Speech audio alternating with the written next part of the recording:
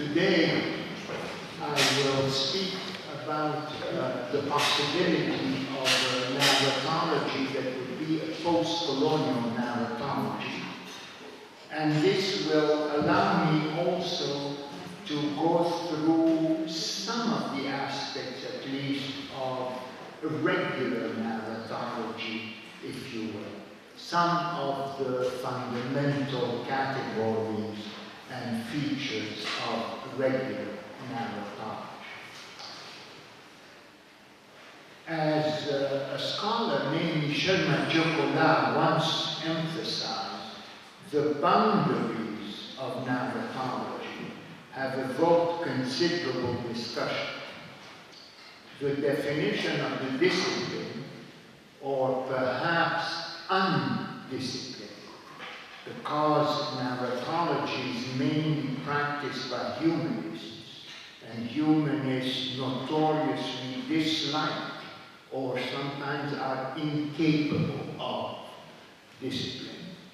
The definition of the discipline varies widely depending on whether one believes in getting it all in or getting it all out, only connecting, as the novelist E.M. Forster would say, or always disconnecting, always historicizing, as the Marxist critic Frederick Jameson demanded, or only abstracting, theory or science, expansiveness or restraint.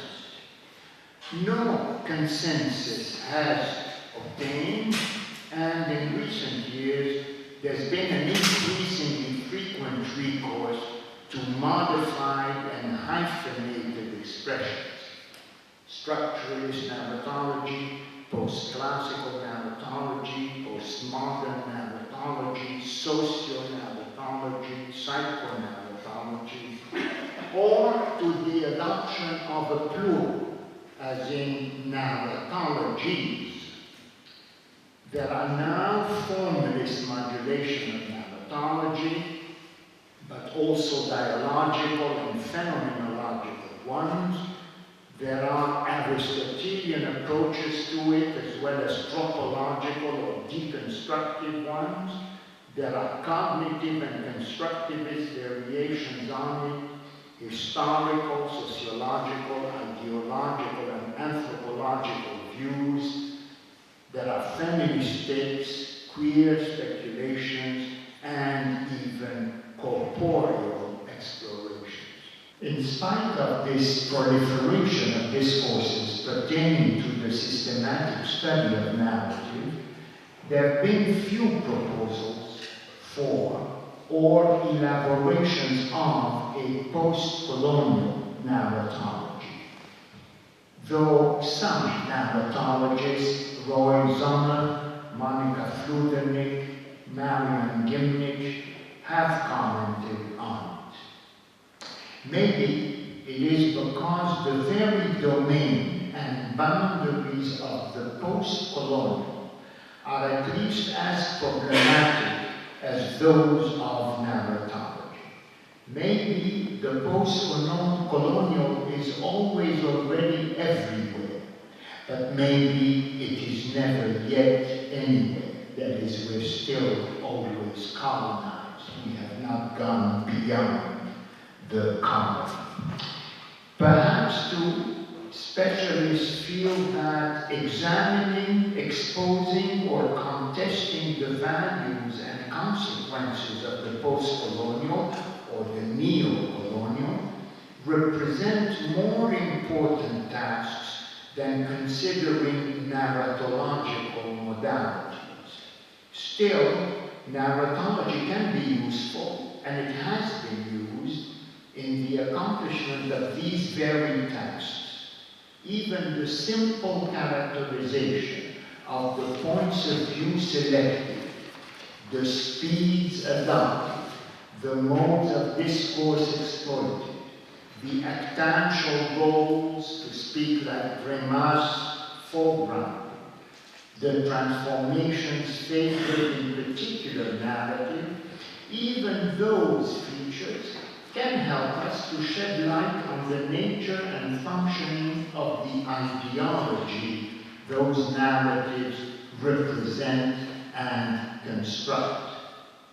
Besides, and more important perhaps from a narratological point of view, narratology itself certainly profits from engagements with post-colonial realizations or potentialities, since at the very least such engagements test the validity and rigor of narratological categories and distinctions.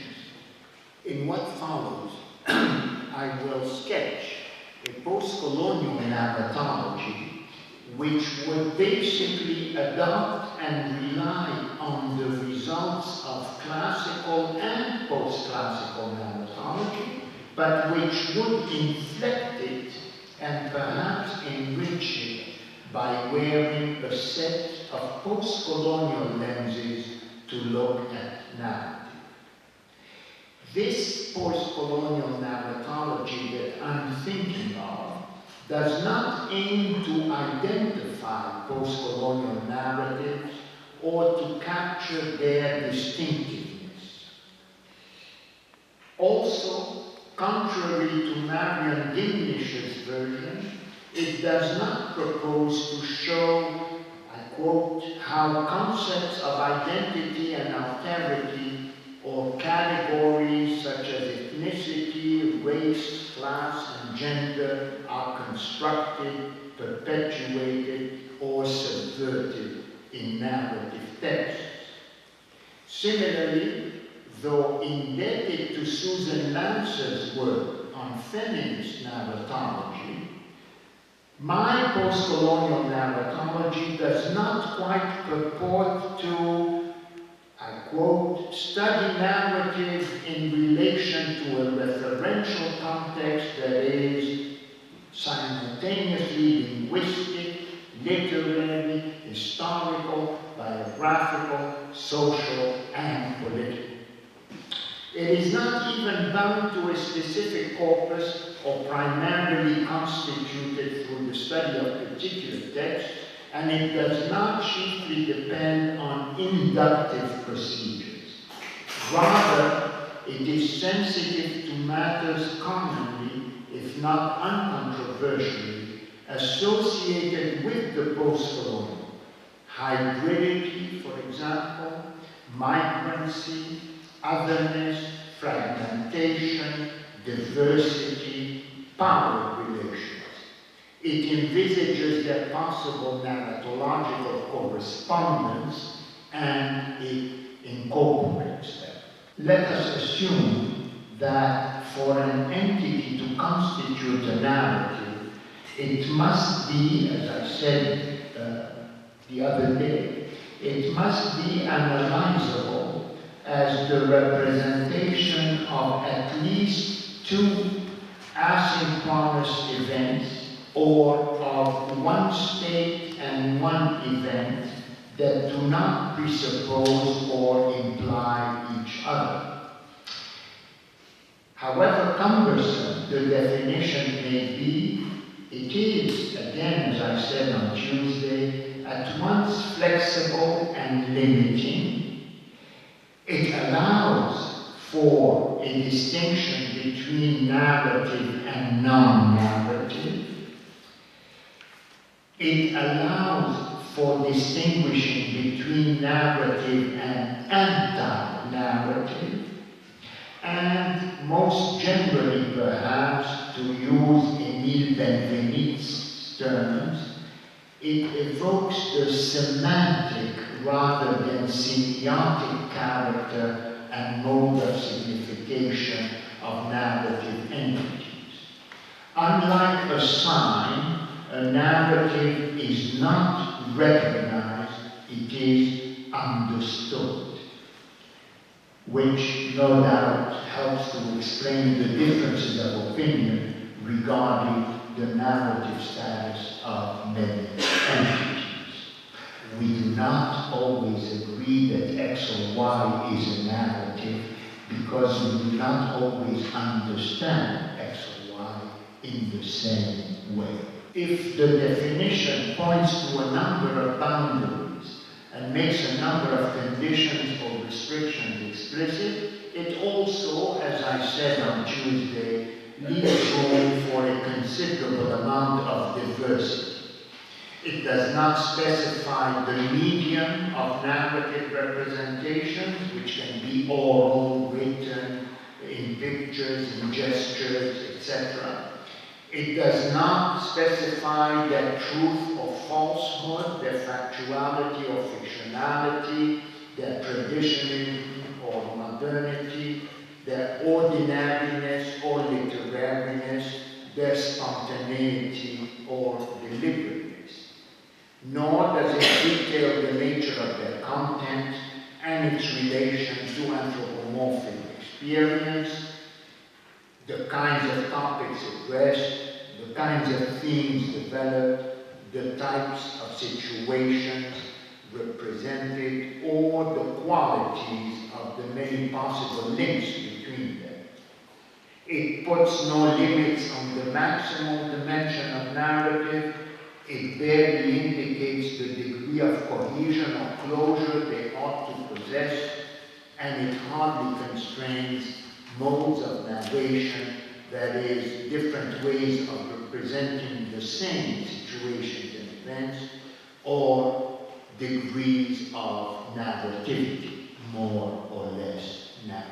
Just as it endeavors to trace explicitly the definitional boundaries of narrative, just as it endeavors to specify what all and only narratives have in common, narratology tries to account also for narrative diversity, for what allows narratives to differ from one another qua narratives.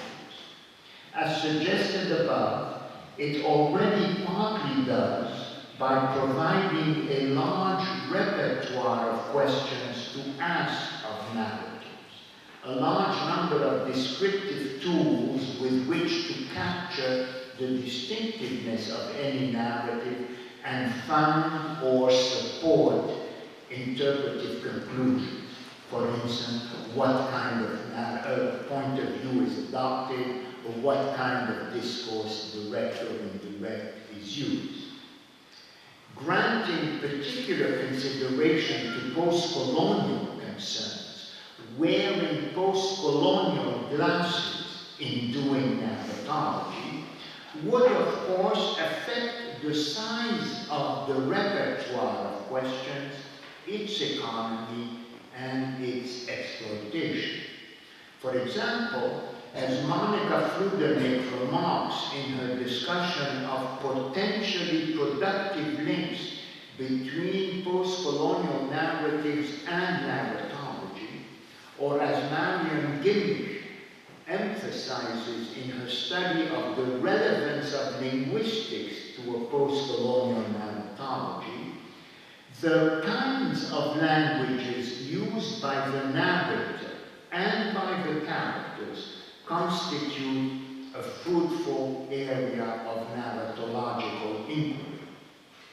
These may be quite similar or very different, standard or non-standard, positively or negatively marked, and so forth. In her discussion, Fludernick mentions as well the use of innovative or unconventional techniques as another fertile area of investigation. Odd pronouns in one, you, or we narratives, as opposed to our narratives or he or she narratives.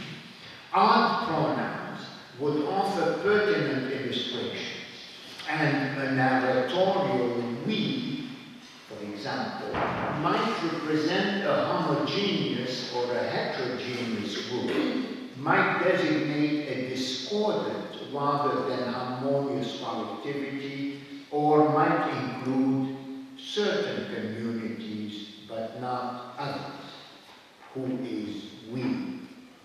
Now, it is true that, regardless of their interest in post-colonialism, students of narrative have examined and to some extent codified many of the temporal, spatial, moral, intellectual, but also linguistic distances between narrator, narrative, and characters. They have likewise done extensive work on the category person, second-person narration, first-person plural narration, multi-person narration, etc. It is also true that formal innovation and technical daring are neither distinctive nor integral to post-colonial texts. They may, in fact, be more common in postmodern or in feminist texts. But many post-colonial texts are postmodern and feminist too, and post-colonial narratology studies possibilities rather than only actualities. It is not purely inductive. In any case, without altering any definitional boundaries, the accentuation for the purposes of a post-colonial narratology of characteristics like the linguistic power or the communal representativeness of the narratorial voice would foster the classificatory study of text in terms of the ways they utilize such characteristics. Indeed, the reconsideration of any narrative trait or category in a post-colonial light could yield different modulations in narratological accounts of the syntax, semantics, and pragmatics of narrative. On the level of the narrative, for instance, on the level of the story told and the events represented, narratologists consider whether space is explicitly mentioned and described, prominent or not, stable or changing, perceiver-dependent or, on the contrary, autonomous, characterized by its position or by its constituents. They further consider the paths that traverse it and their orientations, the ways the space is segmented, the proximity or distance of the various segments from deictic centers, from here and now, and their relative importance, the backgrounded or foregrounded entities occupying these segments, and the events animating them. Now, given the boundaries, crossings, transfers, dispersions, marginalizations, decks and holes, fields and jungles created by or related to colonialism, narratologists might pay particular attention to the extent of multi-topicality here and here and here, as opposed to there and there and there, or to somewhere, everywhere, nowhere, as well as to the degree of heterotopicality, of the difference of a particular space or the differences between spaces, to the kinds of mixtures and inconsistencies, of gaps, breaches and cracks within spaces or between them, to the nature of frames or limits, and to spatial alignments along such semantic axes as real or virtual, natural or artificial, familiar or strange, independent or colonized, rhizomatic, root-like, cybernetic, controlled electronically or mechanically, chaotic, and so on and so forth, as in Céline's Journey to the End of the Night or Joseph Conrad's Heart of Darkness. Similarly, apart from taking notice of the relative explicitness, precision, and prominence of temporal anchorings, narratologists are attentive to the nature of time as well as to its action.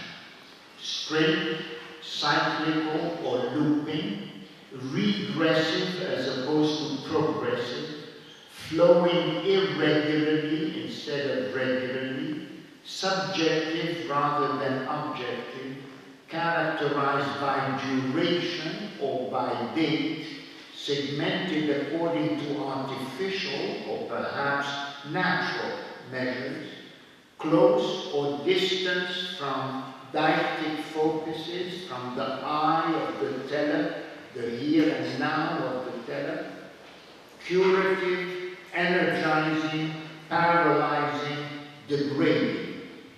Because of such post-colonially marked themes and preoccupations as the old, the new, nostalgia and hope, authentic and fake beginnings and ends, or memory, amnesia, anamnesis, the ability to recollect, they might concentrate on datelessness, quasi or pseudo-chronology, heterochronology, using a different kind of calendar, multi-chronology, now or now or now, in contrast with the past or future then, or then, or then, or with always, never, at times, at some time, as well as on the partial and total simultaneities, immediate or proximate continuities, and weak or strong inconsistencies between temporal segments, the relative magnitude of those segments, and the nature of their borders. Of course, like other narratologies, the post-colonial narratology would aim to account for the kind of characters inhabiting these spatial and temporal settings, and to supply instruments for the exploration and description of their significance, their complexity, the stability of their designation and identity, or the attentional slots they occupy and the attentional functions they fulfill. In addition, it would allow for the study of their perceptions, their utterances, thoughts and feelings, their motivations, their interactions, and their position with respect to such commonly exploited semantic categories as goodness and badness, class and power, sex, gender, or sexuality. But a post-colonial narratology might also make provisions for focusing on the exploitation of particularly pertinent features, like formerly or newly colonizing or colonized, like race or ethnicity, otherness and hybridity, collaboration, forced assimilation, resistance or ambivalence, and obviously linguistic and narrative capacity. Last but far from least, a post-colonial narratology would characterize the kinds of events, goal-directed actions and mere happenings, processes, accomplishments, or achievements, the kinds of events that can involve these participants and occur in these settings. Now, I'm going to skip detailing the various kinds of events that narratologists commonly distinguish, and also the kinds of events that a post-colonial narratology might distinguish. I'm going to skip it because I don't want to keep you here all night. Like the level of the narrating, has been much studied by post-classical narratology. For instance, narratologists have described the temporal orders that a narrative can follow, the anachronisms that it can exhibit, the undateable structures that it can accommodate. Moreover, narratologists have characterized narrative speed and its canonical tempos. They have investigated narrative frequency. They have scrutinized distance and point of view, examined the type of discourse that the text can adopt to present the utterances and thoughts of characters, and analyzed the major temporal kinds of narration: posterior, anterior, simultaneous, intercalated, as well as their modes of combination. They've also explored the distinctive features of first, second, and third-person narrative.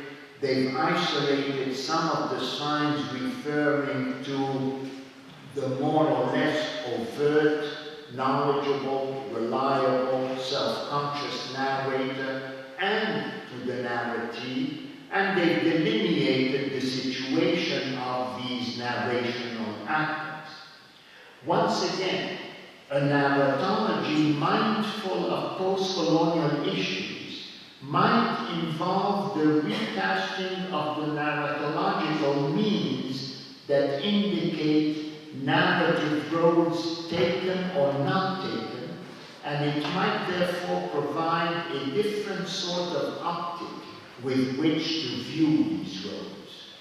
Thus, following the lead of feminist narratology with regard to categories like sex, gender, and sexual orientation, a post-colonial narratology could make the narrator's post-colonial status, neo-colonizer, formerly colonized, etc., as important a variable as intrusiveness, self-consciousness, or knowledge. And it could classify narrative texts according to their specification of that status and its linkage with the other variables. It could even make room for some of what I call poco bending, by analogy with gender bending, with the colonizers, for example, narrating as the colonized or vice versa. Similarly, special attention could be given to the nature of the narrator's language in order to specify whether that language is supposed to be written, uttered, signed, or unexpressed, whether it is the same as that of the narratee and the characters, or whether it is that of the colonizer, that of the colonized, a creolized compound of the two, or none of the above. One might, in addition, concentrate on whether it is native to the narrator, whether it contains regionalisms, dialectal terms, neologisms, non-standard or incorrect forms, whether to what extent and in what circumstances it involves code switching, using words or phrases from a different linguistic code, and whether these words or phrases are indirectly translated or left untranslated. As in François Rabelais' third book or fourth book, as in Ernest Hemingway's The Sun Also Rises, as in Patrick Chamoiseau's Texaco and School Days. The question of narratorial language and of the kind of oppressive, apologetic, hesitant, or other kind of mediation it institutes and signifies is related to the question of the discourse types feature and to the way they accentuate or downplay that mediation. One possibility that's been neglected and that a post-colonial narratology might focus on and explicitly allow for is that of immediate discourses, of free direct discourses, whereby characters narrator's utterances and thoughts are free of any narratorial introduction, mediation, or patronage, issuing from a group or collectivity rather than a single individualized, from a more or less homogeneous we instead of an I. Clearly, similar kinds of pluralities might obtain in other discourse types. It would be easy in a film, for example, to blend the utterances of a voiceover with those of several characters speaking simultaneously. Once again, I'm going to skip various ways in which post-colonial narratology might inflect other aspects of the narrating. I'm going to skip reflection on the kinds of temporalities that can be used, and so on and so forth. The important thing, the general thing to remember, is every category at the narrating level should be reviewed in the light of post-colonial affinities and, if necessary, should be revised to accommodate narrative structures and configurations which these affinities might call for or suggest. Perhaps the category point of view can serve as a final example. A post-colonial narratology would obviously detail the standard types of point of view, i.e., unrestricted or omniscient, internal, external. In addition, it would characterize more eccentric cases like compound point of view, when a set of elements is perceived simultaneously and identically or differently by more than one focalizer. Unspecified point of view, when no particular focalizer is identified. Undecidable point of view, when it is impossible to determine which one of two or more specific entities functions as the focalizer, or maybe even split point of view, when one focalizer yields two or more different but equally adequate presentations of the same existence and event. The future of narratology lies partly in its past, and my discussion has allowed me to mention a number of well-established narratological concepts and achievements that prospective narratologies will likely take into account. My discussion has further allowed me to point to what I consider the domain of the discipline. It may be worth stating again that though post-colonial narratology or narratology can benefit from the examination of specific sets of texts, it is not tied exclusively to them. Rather, it is concerned with all and only possible narratives, including non-verbal, non-literary, non-fictional, and non-extant ones. Finally, my discussion has given me the opportunity to insist on some important traits and functions of narratology. As a theory or science or poetics of narrative, narratology differs from narratological criticism, and post-colonial narratology differs from post-colonial narratological criticism. The first characterizes and articulates narratively pertinent categories and features in order to account for the ways in which narratives are configured and make sense. The second uses these categories and features in order to specify the configuration and sense of particular narratives. Of course, apart from constituting a toolkit for criticism, and because it explores the potentialities of narrative, post-colonial narratology can not only permit the reassessment of indefinitely many texts, it can also perhaps function as a rhetoric and indicate hitherto unexploited narrative forms. The future of narratology lies in the future too, and in a number of endeavors that narratological specialists should continue to pursue or ought to undertake. I will not tell you about them until tomorrow. I'm open for comments and questions.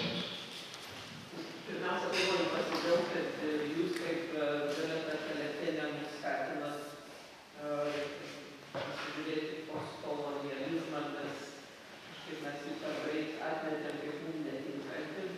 Bet kadangi jūs esate institucijai, kuri rengia mokytojus mokyklai, tai noriu daugiau su švietimu susietą klausimą. Mes žinom, kad postmodernistai labai nemėgsta didžiųjų naratyvų ir vietoj to siūlo mažuosius naratyvus ir mūsų mokytojai, lituanistai, mokslininkai yra gerokai dėl to ir susiginčyje, įdomių diskusijų. Tai mes kaip buvę kolonistai, kai kurių nuomonė turėtume visgi atkurti savo didįjį naratyvą, bet kritikos tada susilaukiam, kad kiti balsai nebus išgirsti, o atvirkštinis atvejis, kai mes turim daug mažų naratyvų, kurie nesusieti į visumą ir tada mūsų tapatybė vis mensta. Tai mane suintrigavo jūsų minimas tas heterogeniškas mes, kuris turbūt apimtų ir kolonizuotojų palikuonis ir neseniai kolonizuotų palikuonis. Tai mano klausimas būtų toks, ar jūs irgi atsisakote didžiojo naratyvo, ar gal atvirkščiai jūsų siūlomos postkolonistinės priemonės leistų neatsisakyti didžiojo naratyvo, bet išgirst jame įvairius balsus, bet jų nesuskaidant, o į kažkokią visumą.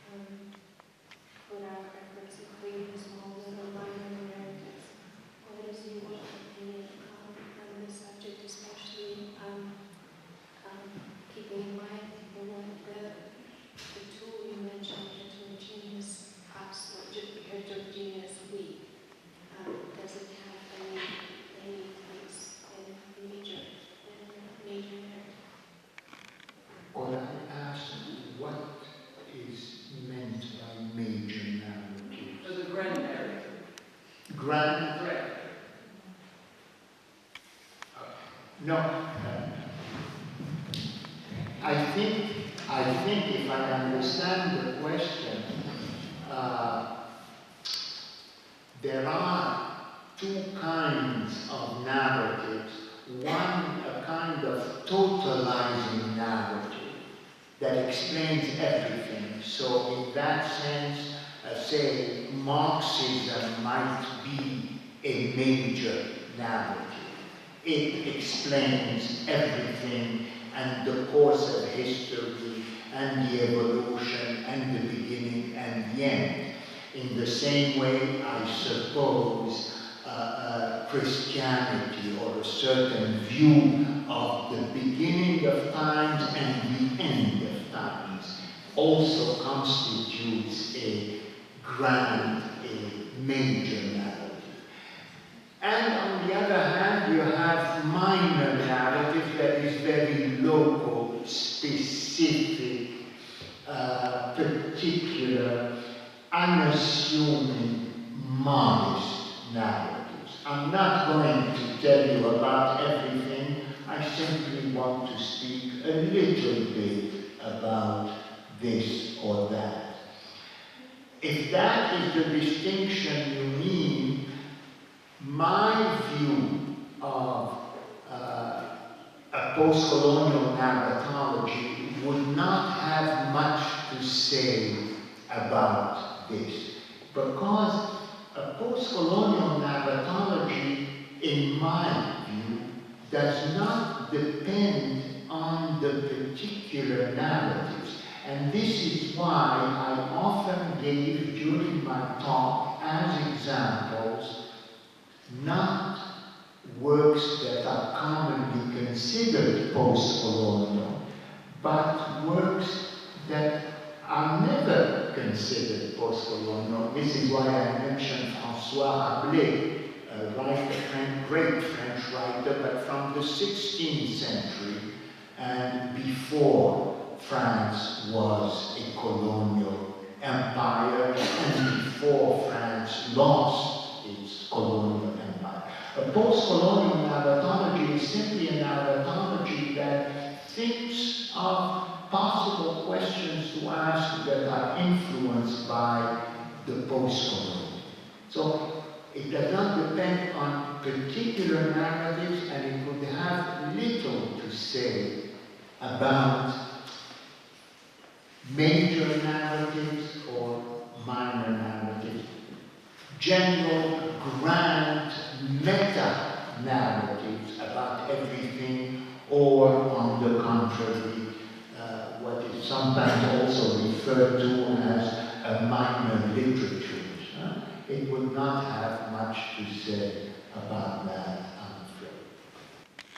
Galima kažkokį tai keletą tiesiog akcentų apie fenomenologinę ir psichologinę naratologiją. Mes minėti kažką apie jas.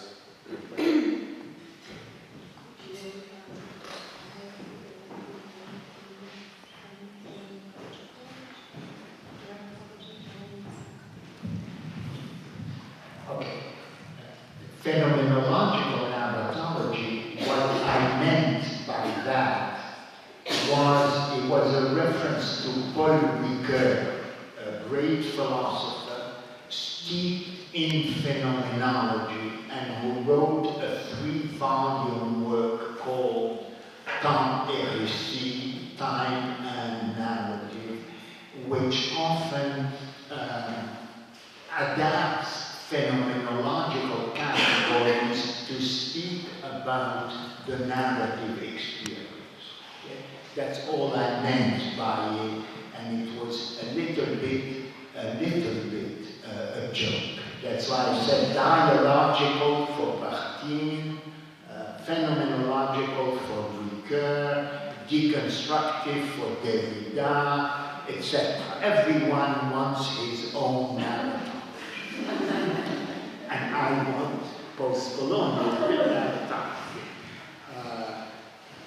The psychonarratology was a more serious one.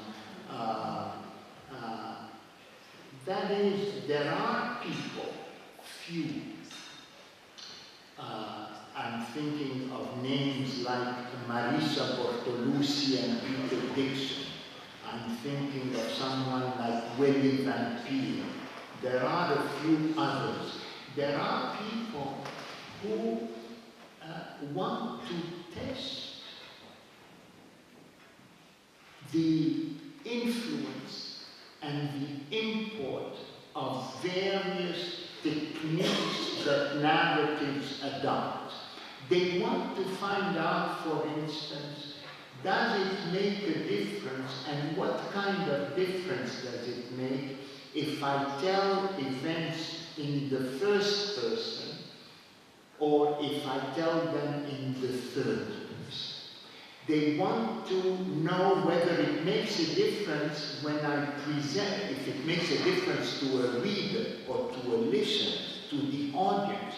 If I present events according to an omniscient point of view or according to the point of view of one of the characters. And the way they go about it, and it's very tricky and it's not easy and it's clumsy, and I don't know whether they have yet reached totally convincing results, but the way they go about it is they make up little narratives, say the same events, but told in the first person and told in the third person, or little narratives, but the same events, but seen by the hero or seen by the villain, seen by Little Red Riding Hood or seen by the wolf.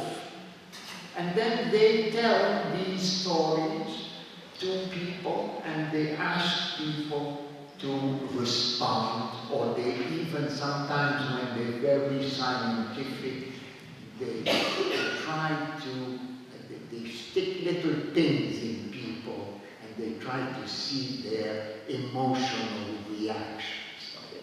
And then they come to a conclusion.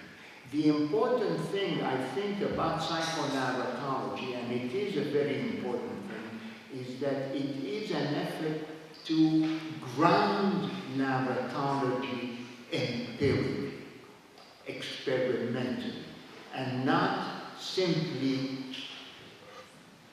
as I did today, talk about possible things that one might want to investigate. Okay? That's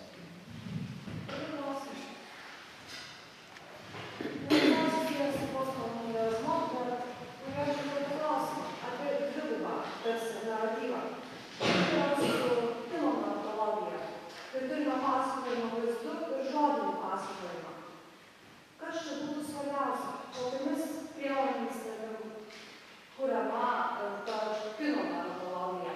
Ką svarbiausia būtų išskirti? Galbūt norėčiau, kad mūsų svečias pasvarstytų, ar tai gali būti naratologijos ateitis? Kokias perspektyvas atveria kino naratologija?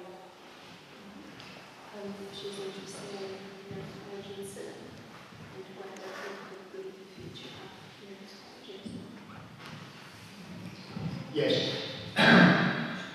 there is no doubt that many aspects of narratology that were developed about written and sometimes oral, verbal text also apply to film, and there is no doubt that certain techniques of film must be accounted for by a general narratology. In film studies, as you probably know, there are people who are interested in film technique but are very anti-narratology.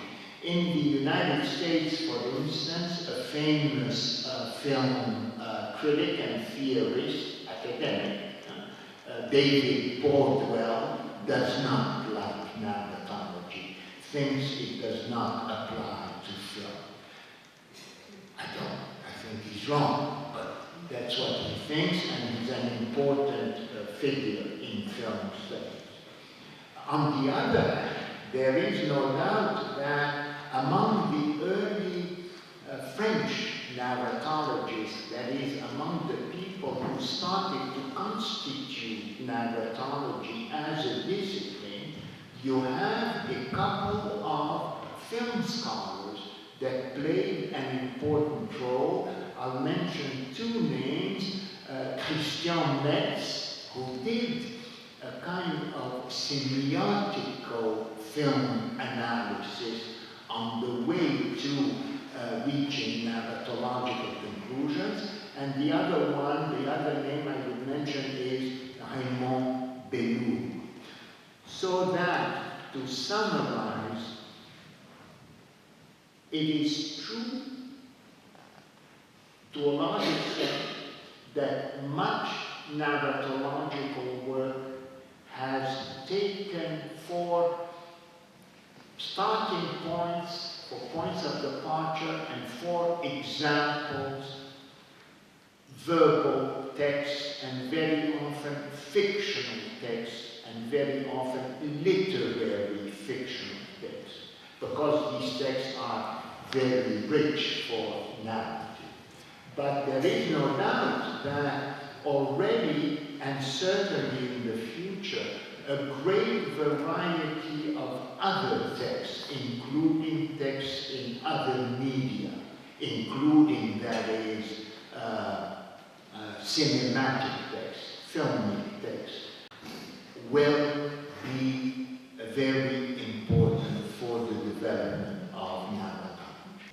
Aš norėčiau paklausti, kadangi pasukom kalbą dabar, kaip veikia pasakojimas klausytoje, tai norėčiau paprašyti lektoriaus paaiškinti jo autentiškai sugalvotą terminą konkretę. She's interested in your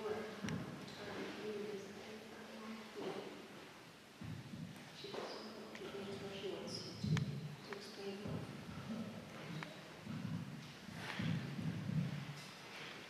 There are, if I understand the question, it's a question that bears on mark reading, right? Mark reading, mark reader. Yes.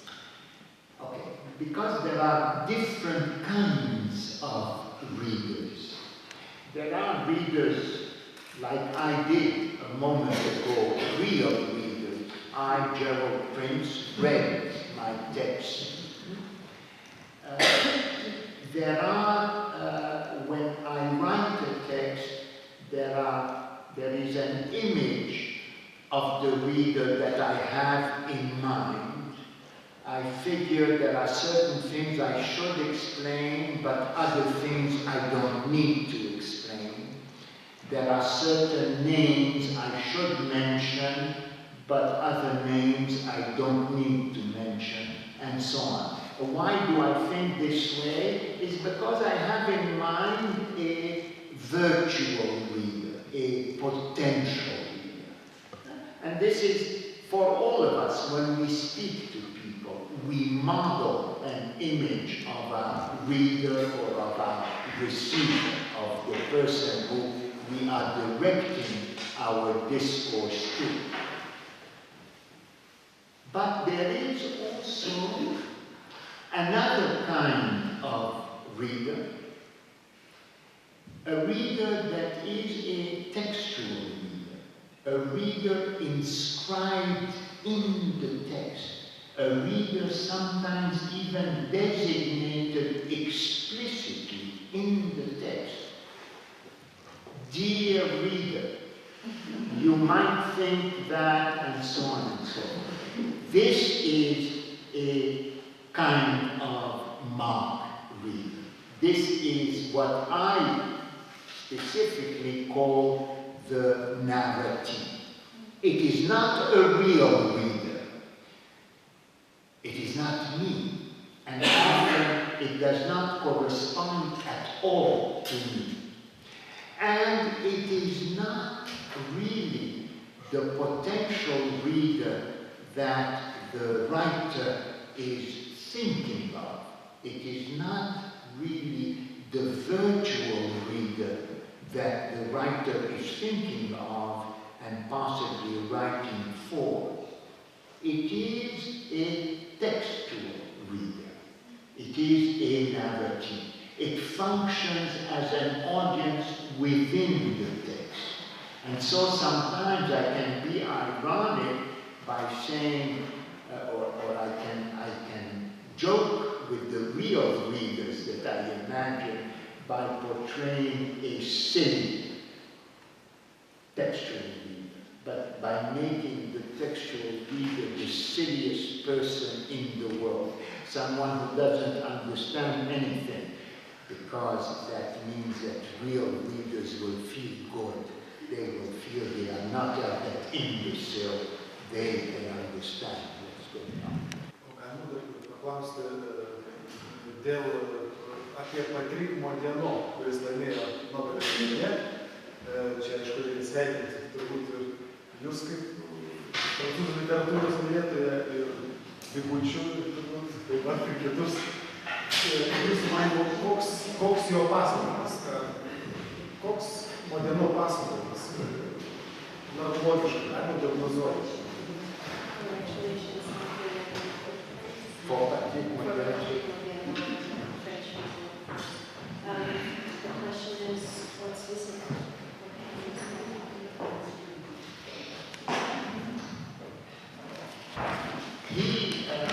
This man, Patrick Modiano, started writing quite a long time ago. His first novel was in 1967, and since then he's been writing the same novel every year. Well, yes, he's a very graceful writer, and very graceful. He's the most graceful prose writer in French in the past 40 years or so. But he is also a writer who explores above all, the labyrinth of memory and the tremor of memory, the dangers and the sadness and the difficulty of memory. And most of his novels, or rather his one novel that he modulates differently, are novels that I like to compare a little bit to Alexandre Dumas, The Three Musketeers. You know that Dumas wrote The Three Musketeers, and then he writes another novel called 20 Years After. And Patrick Modiano is the great novelist of 20 Years After. And what happens is his protagonist always tries to think about what happened 20 years ago. And many of his protagonists think about what happened 20 years ago during the Second World War and the occupation of France. And some of them have lost their memory. They don't remember, and they try to piece together a story that they can fit in, because they don't really remember their own story. Terrible things have happened. They forgot. His most famous novel, perhaps, is called Missing Person. And the narrator is the missing person. He doesn't remember who he was. He knows that he was in Paris in the 1930s. He thinks. But he doesn't know who he was. And so he's a detective also. And he tries to find out who he was. He tries to find the missing person. And in trying to find the missing person, of course, he shows the difficulties of memory, the sometimes not wanting to know one's real story, the desire sometimes to find another story in which one can fit. Who was I? And many of us, you understand, of course, that many of us, we forgot. We don't want to remember, and so on and so forth. That is Modiano's malady. And he himself he was born in 1945. He's the son of an Italian Jewish person who lived in Paris during the occupation, had ties with black marketeers and even the Gestapo, was arrested and managed to escape, was a very strange type of individual. And he's the son also of a Belgian actress who played in German movies made during the war in occupied France. So he has a very mixed ancestry, a very complex ancestry. And that is part of the story. He tries to reconstruct, but also at the same time shows how difficult it is to accept